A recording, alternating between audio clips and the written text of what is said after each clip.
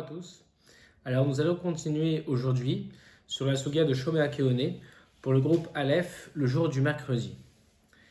Alors on va étudier ensemble les paroles du Chazon Ish qui sont rapportées ici donc par le Kilot Yaakov, le Stapler, le père de l'actuel Rav Chaim Kanevski, et on va essayer de déterminer comment fonctionne le din, la notion de Shomea Keone.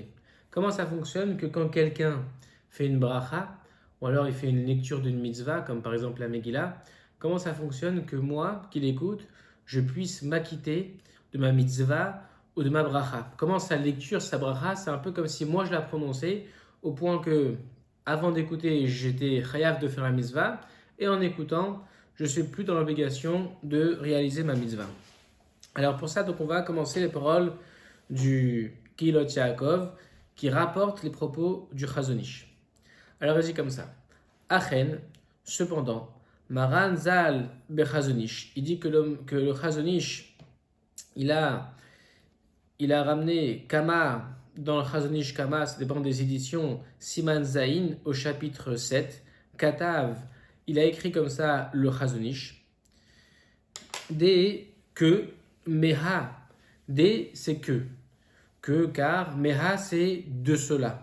Donc, a écrit le Chazon Ish que de cela, des Bainan qu'on a besoin, encore une fois, des Bainan que l'on a besoin, Davka, seulement, Kavanat Mashmia Leotzi. Ici, il relève comme point le Chazon Ish que il y a des exigences pour le din de Shomea Keone. Ce n'est pas simplement quelqu'un qui va faire la beracha, il pourra m'acquitter moi qui écoute sa beracha.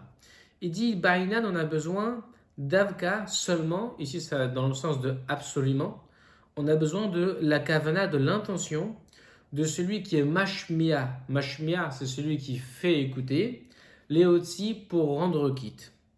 Il dit, tu vois que quand quelqu'un se propose de me rendre quitte, il s'appelle le mashmia, celui qui fait entendre, et shomea, c'est moi qui écoute ce que lui, il me fait entendre, ce qu'il prononce.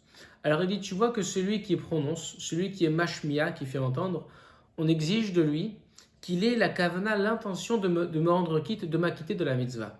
S'il fait une bracha pour moi, il faut qu'il ait l'intention de m'acquitter de ma mitzvah à moi, bien que lui, il n'ait plus cette mitzvah. Cette mitzvah, par exemple, ne lui concerne pas.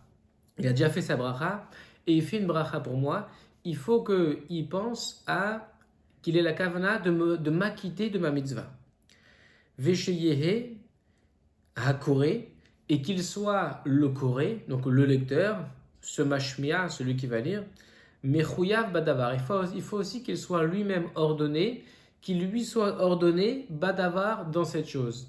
Ça veut dire que, comme deuxième condition, en plus de celle qu'on a dite qu'il faut qu'il ait la kavanah de m'acquitter, il faut aussi que lui-même soit concerné par cette mitzvah, qu'il soit mechouyav badavar. Si c'est une mitzvah que lui n'a pas réalisée, que cette mitzvah ne le concerne pas, par exemple si c'est un enfant, alors il ne peut pas m'acquitter de ma mitzvah. Donc il dit Chazon Ish, tu vois qu'il y a deux conditions pour Shomea Keone. Premièrement que lui, il ait l'intention de m'acquitter par sa lecture, et pas seulement que moi j'ai l'intention de m'acquitter par sa lecture ou par mon écoute, il faut que lui aussi il ait l'intention. Et deuxièmement, il dit, il faut aussi qu'il soit concerné par cette mitzvah, que cette mitzvah ne lui soit pas étrangère. Mashma, donc il dit, on pourrait en déduire, chez Inyan Shomea Keone, que ce sujet-là de Shomea Keone, ou chez Yotse Yede Chovato, qu'il est quitte de son obligation, on parle donc de moi, en l'occurrence ici, c'est moi qui vais écouter, je vais m'acquitter de mon obligation, Bekiyum a mitzvah, dans l'accomplissement de la mitzvah, Sheose Havero, que fait son prochain. Ça veut dire que moi, je vais m'acquitter en écoutant ce que lui dit, je vais m'acquitter de ma mitzvah, de mon obligation, dans l'accomplissement de la mitzvah que lui est en train de faire. C'est lui qui va m'acquitter par sa lecture. Et c'est pas seulement moi, il dit Chazon Ish, qui en écoutant va m'acquitter de mon obligation. Encore une fois, il dit Mashma d'ici, de ces deux exigences qu'on a, que à propos donc à l'égard du mashmia de celui qui va faire écouter. Ces deux exigences nous montrent que le digne de Shomea Keone, cette notion-là, elle est que chez Yotse Yedechovato, que je répète encore les mots, que je vais m'acquitter de mon obligation, Bekiyum mitzvah, par l'accomplissement de la mitzvah, chez Ose Havero, que l'autre est en train de faire. Lui, il va faire la mitzvah, il va prononcer les mots, et moi, je veux m'acquitter, pas par mon écoute, mais parce que lui, il est en train de prononcer, de faire la mitzvah. C'est ce qu'il dit ensuite, chez Mitor, chez Mishtatef, Bishmiato, car du fait, par l'intermédiaire, que il est Mishtatef, on parle de moi qui écoute, je m'associe Bishmiato dans ma shmiya. Bishmiato, c'est sa shmiya, son écoute. Mais comme je parle de moi, alors dans l'exemple, je dis, puisque je m'associe dans mon écoute, lema asezo, à cette action-là. Donc moi, en écoutant, je m'associe au maasé, à l'action que lui est en train de faire. Din Torahu, le din de la Torah est Dema c'est Chavero Akore, que l'action de mon prochain qui est en train de lire, Potarto le renquitte, ça me renquitte moi. Ça veut dire que c'est vrai que c'est mon écoute ici qui est aussi obligatoire. Si je n'écoutais pas ce que lui disait, ça ne servira à rien qu'il parle tout seul. C'est parce que j'ai un chiyuv de mitzvah et que lui, il va me rendre quitte et que moi, je vais pouvoir écouter ce qu'il prononce que je vais m'acquitter. Ça, c'est sûr, c'est indéniable. Par contre, il dit, encore une fois, c'est mon écoute qui va faire, pas qui va m'acquitter directement, c'est pas mon écoute qui va m'acquitter, c'est mon écoute qui va faire que il va avoir ici un lien entre lui et moi, une association. C'est ça qu'il dit chez Mishtatef, il va avoir un lien entre mon écoute avec son action. Il a dit des maaseh havero hakore potarto, c'est l'action encore une fois de mon prochain qui lit, qui va m'acquitter. Parce que j'écoute, son action va m'acquitter. Des mityaches à dibour, il y a un lien qui se crée. Il est relié, le dibour shel chavero, l'action, ou plutôt la parole, excusez-moi, le dibour de mon prochain. Gam le hashomea, aussi au shomea. Sa lecture n'est pas reliée qu'à lui, elle est aussi liée à moi qui écoute. Donc encore une fois, là le Chazon Ish nous a dit un point très important. Il nous dit, j'ai deux preuves que dans le din de Shomea Keone, dans cette notion de Shomea Keone, c'est pas l'écoute qui va déclencher l'accomplissement de la mitzvah pour celui qui écoute, mais c'est son écoute qui va faire que l'action de l'autre peut être ramenée à lui qui écoute, à moi qui écoute. Comme j'écoute, on peut considérer que finalement sa mitzvah, sa lecture, sa prononciation, grâce à mon écoute, c'est elle qui me rend quitte directement. C'est pas mon écoute qui fait que c'est comme si c'est moi qui prononçais le sujet, la bénédiction par exemple. C'est beaucoup plus que ça, c'est mon écoute qui va faire que dans sa lecture, on va voir directement l'accomplissement de ma mitzvah que je dois faire. Sa lecture, c'est ça, elle qui va débloquer l'accomplissement de ma mitzvah. Et ça dit Chazon Ish, comment tu le vois? Il dit c'est simple, c'est parce que on voit qu'il y a deux exigences, non pas envers celui simplement qui se rend quitte de la mitzvah qui est en train d'écouter, mais des exigences qu'on a aussi envers celui qui fait écouter, qui est en train de lire. Lesquelles on a dit le fait premièrement qu'il faut qu'il ait l'intention de m'acquitter. Donc on voit qu'il est très actif ici dans l'accomplissement de ma mitzvah, parce que si c'était simplement une lecture, mais que c'était mon écoute qui m'a quitté, alors on aurait dit, j'ai qu'à écouter ce que lui il est en train de faire. Finalement, c'est ma mitzvah à moi, c'est ma propre mitzvah, c'est mon intention qui compte. On voit que son attention à lui aussi de m'acquitter est essentielle. Ça veut dire qu'il a un rôle essentiel dans l'accomplissement de ma mitzvah. Pas seulement en tant que lecteur, mais en tant que mekayem, que celui qui fait accomplir une mitzvah. Deuxièmement, dit Chazon Ish, la deuxième preuve qu'il a, c'est parce qu'on a vu que c'est pas simplement sa lecture qu'on considère comme une simple lecture, c'est beaucoup plus que ça. Il faut qu'il ait lui aussi, qu'il soit concerné par cette mitzvah. Il faut par exemple, s'il me lit la Megillah, que lui aussi il a un chiyuv de lire la Megillah. Même s'il s'est déjà acquitté peut-être, mais qu'au moins il soit concerné par cette mitzvah. Alors moi quand j'écoute cette Megillah, alors moi aussi je pourrais m'acquitter. Et dit Chazon Ish, si on avait dit que c'est mon écoute qui est ici essentielle, alors que lui soit concerné par cette mitzvah ou non, ça n'aurait pas trop changé, parce que de toute façon c'est mon problème, c'est c'est mon rapport à la mitzvah qui est si important. Et on dit non, son rapport à la mitzvah aussi est important. Ce qui signifie pour le Chazon Ish, c'est une deuxième preuve que c'est sa lecture, son accomplissement qui va entraîner directement le bon fonctionnement de ma mitzvah à moi, qui va me rendre patour de ma mitzvah. Et pas seulement mon écoute. Et il continue Chazon Ish en disant Vekatav, Sham. Ici, c'est donc le Kilot Yaakov qui dit que le Chazon Ish a écrit là-bas dans ce même Siman 7, déliphysé, que selon ça, Efshar, on pourrait dire Degam Bebirkat Kohanim, que aussi dans la bracha des Kohanim, que Yotse Bishmia, il est quitte par son écoute, Mikohen Chavero, par son Kohen, ou plutôt de son Kohen, Chavero, son prochain. C'est-à-dire que si j'ai un Kohen, moi je suis Kohen, et lui il est Kohen. Lui il monte pour faire la Birkat Kohanim, et moi à la synagogue, je reste à ma place et j'écoute sa bénédiction des Kohanim sans que j'aille à ses côtés pour moi aussi la faire. J'écoute la bénédiction des Kohanim et je suis Kohen et j'ai l'intention de me rendre quitte de mon obligation de faire la bracha de Birkat Kohanim, de me rendre quitte de mon obligation par mon écoute de sa bracha que lui il est en train de faire. Et dit Chazon Ish, dans ce cas-là, on pourrait dire que moi aussi, je vais m'acquitter de sa lecture. Alors ici, il faut savoir que pourquoi le Chazon Ish dit ça. Qu'est-ce qu'il y a de spécial dans cette mitzvah? Parce qu'il y avait un commentaire, c'est le Beth Halevi qui voulait dire que Birkat Kohanim, on ne peut pas se suffire de digne de Shomei HaKeoneh pour Birkat Kohanim. Il disait le Beth Halevi parce que la bracha de Birkat Kohanim, elle est très spéciale.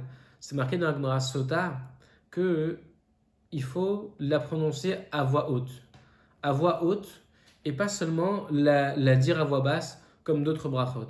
Ce qui signifie que, il disait le Beth Halevi, on ne l'a pas ici étudié ensemble, mais le Beth Halevi disait que quand l'autre Kohen qui est monté pour faire sa bénédiction des Kohanim pense m'acquitter, moi qui vais écouter la bracha, moi qui suis aussi Kohen, il disait ça ne marchera pas.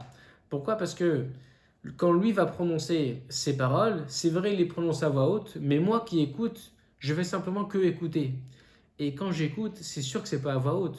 Je fais simplement écouter au maximum, ce serait comme une prononciation de ma part, mais à voix basse. Or, à voix basse, ça ne marche pas. Donc, le Beth Halevi, lui, il ne comprenait pas comme le Chazon Ish le dîne, ce sujet de Shomei HaKeoneh. Lui, il comprenait que quand j'écoute, c'est mon action d'écouter qui est importante. Ce n'est pas tellement sa prononciation à lui qui va me rendre quitte de ma mitzvah.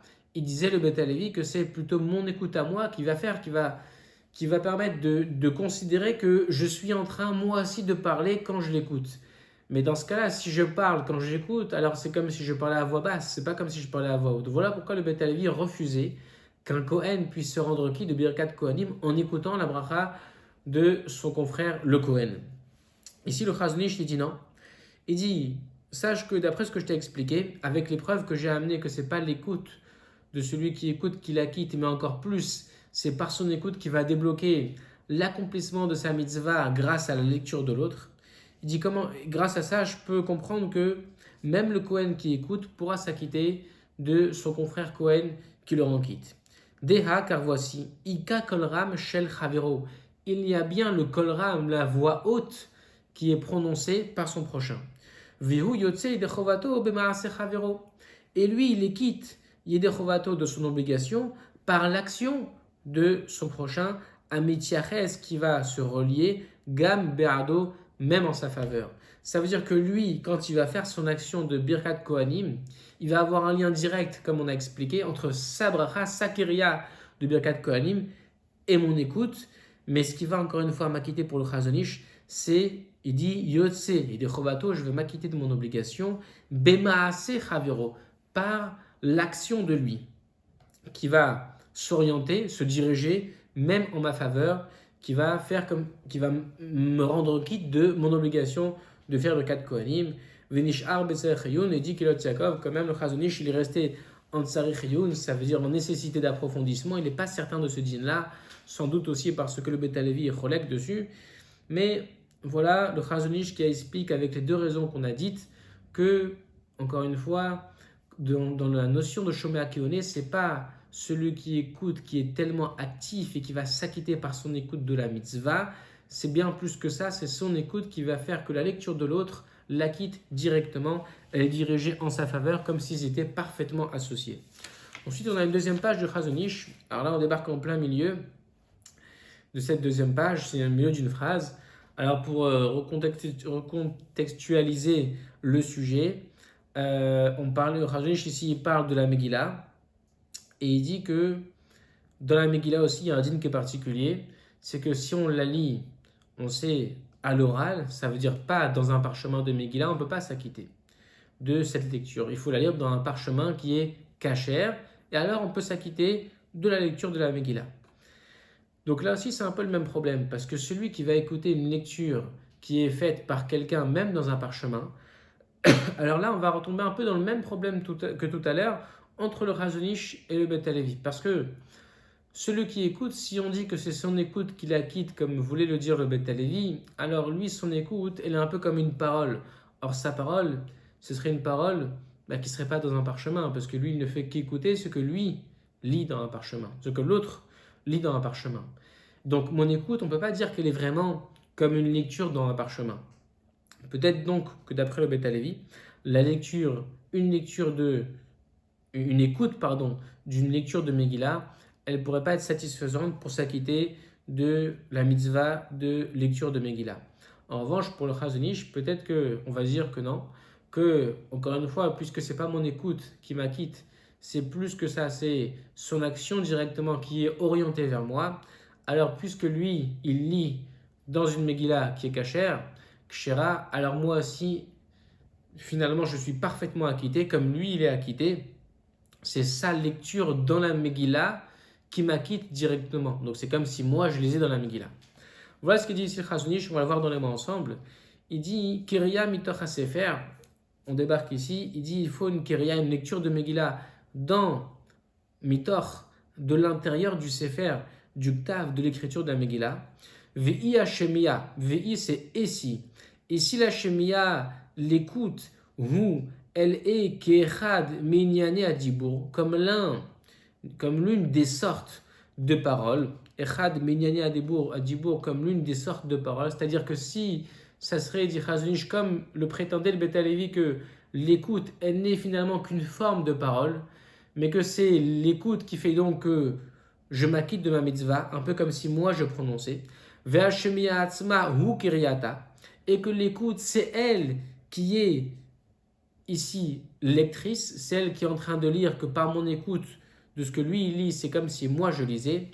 Are en kiriazo, voici, n'est pas cette kiria-là, elle n'est pas cette lecture-là, mitoch ha-sefer, elle n'est pas de l'intérieur d'un sefer, d'un livre, elle a béalpé, mais elle ne se fait, et là c'est seulement béalpé à l'oral. Encore une fois, parce que moi, si on dit que mon écoute c'est une lecture qui est pas dans un sefer, parce que mon écoute elle se fait pas à travers un sefer. C'est une forme de parole, mais une forme de parole qui n'est pas dans un sefer. C'est lui qui lit dans un sefer. Moi, j'écoute pas dans un sefer. Moi, j'écoute, mon oreille, elle n'est pas liée à un livre.